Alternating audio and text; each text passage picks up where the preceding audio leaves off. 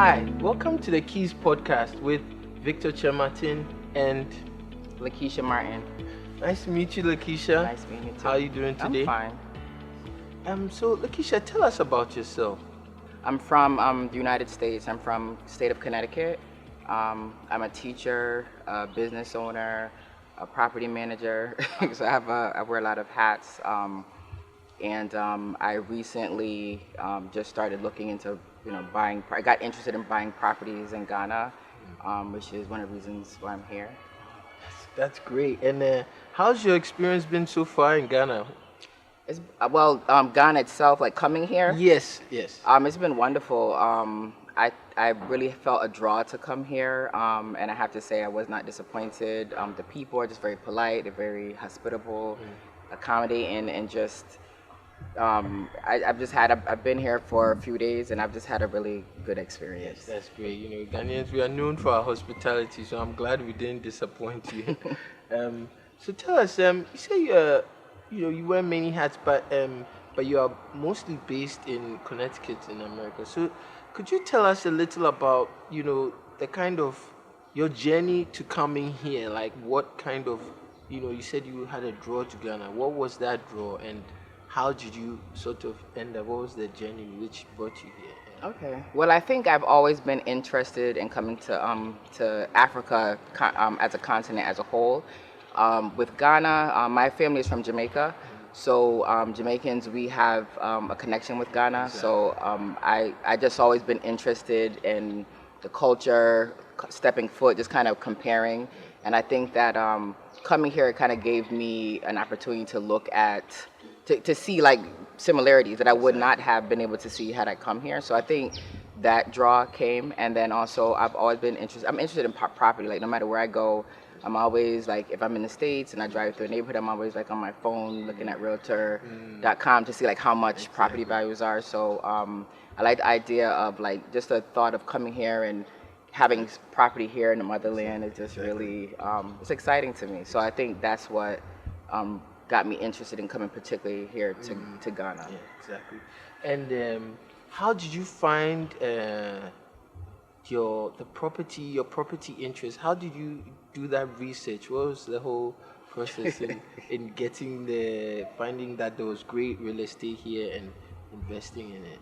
So I would say that I started kind of looking at YouTube. So there's a lot of influencers that I saw on YouTube, and they would be featured at different properties. And when I started to see the price range, I was like, whoa, it's pretty affordable here compared to some other places. Like I mentioned, for my family's from Jamaica, and even looking at Jamaica, it's very, very expensive. So here, the price point is still affordable where the average American could come here and buy something, even something hopefully that they could maybe build and put on like Airbnb that could be income producing. So I think the price point got me kind of interested to say like, where I was like, this could be something that I could do. Yeah. It could be affordable. It's not something that, if I invest. But I mean, the whole property process here, buying real estate is very different than at home. I actually was a real estate agent at home as well. So coming from that background, I kind of had to be educated. I started reaching out at Seso. So Seso Global had, there was a video, and I think I sent like an email, and that's kind of how I got in contact with an agent. And then I just started learning the process. I was put with a lawyer. He really educated me on the process as well. So that's kind of how I got started. And so you mentioned that you're a real estate agent in Connecticut. Mm-hmm. Where is your practice in America? Where do you usually practice? Well, just to give you a history, I was a real estate agent. I'm not anymore, but I was in Connecticut. It was basically in the Hartford area. When we had a real estate kind of crash in 2009, 2010. So I kind of got out of it during that time. But I'm still a property manager. I have rental property, and I rent out. So I'm kind of on the property management side right now. So that's kind of what I'm a landlord. That's great. You do many great things. And so could you tell us a little about what you look for in good property, in good real estate? Okay. What's location is very key. So I think for an American, especially if you don't have any ties here to Ghana, you don't have any family here, you kind of want to do something where if you build it, well, number one, it's going to be manageable because here in Ghana, they don't have, it's not, you can't really get a mortgage if you, unless you're like of Ghanaian descent or you have some ties here, you're not really going to be able to get a mortgage. And most developers, they will do like a payment plan, so you have to pay cash, which is very different in the United States. Everybody typically gets a mortgage. So I think finding someplace in a location where if you build something, you could probably rent it out. It could be income producing, unless, let's say, you want to retire and you don't want anyone staying there. But I think finding somewhere like, whether it's in the city or if you want, depending on what you're interested in, you have the coastal area, like Pram, which has a lot of beach land, and there's other areas as well. So if that's your thing, maybe getting something that can make money when you're not here. You don't really just want it sitting here doing nothing. Exactly. And so what do you think so far about the property you've seen here since you've been here, the spaces you've been in Ghana? Well, within the city, so I primarily have been, I've been in the airport city area, Cantonment, East Legon. It's very cosmopolitan with a lot of high-rise buildings that are like, that kind of remind you of like if you were buying something like Manhattan or someplace like that. They have amenities within the building, so there'll be a gym, restaurant, pool. It's very fast paced, so I think if someone likes that, like you want to be near the city, that could be a good option. And this area is pretty much in demand, so if you did have, and most of them are going to be like condos, apartments, maybe not too much, homes.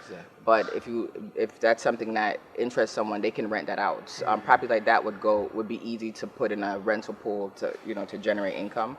But also like I know like in like East Legon Hills and other places, you can buy land and develop it. But it seems to be a lot of gated communities where it's like a scheme, and you would buy your land. They could also build the house for you, pick whatever model you want. So and I think for an American that might be good because just buying a house in isolation might not be what someone wants. They might want the shopping, because you definitely want like amenities and things nearby to do. So I think there's something here for everybody, just depending on what they like, what their preference is. That's wonderful. And then what would you say about the lifestyle scene in Ghana, like generally like? It's fun. I mean, like I said, the Ghanaians are very polite. I feel very safe here. I actually traveled here alone, and I haven't felt worried about anything. Most people are very excited that you're coming, and they want to accommodate you. The party scene is pretty lit. I mean, we've all been locked down in COVID, so maybe because it's even better. But there's a variety for everyone. Ghanaians know how to party. That's great. And then I don't know, maybe you could tell us just for our fans who may not know, sort of how is the real estate scene maybe in other places you've been to, maybe like you mentioned Jamaica, like.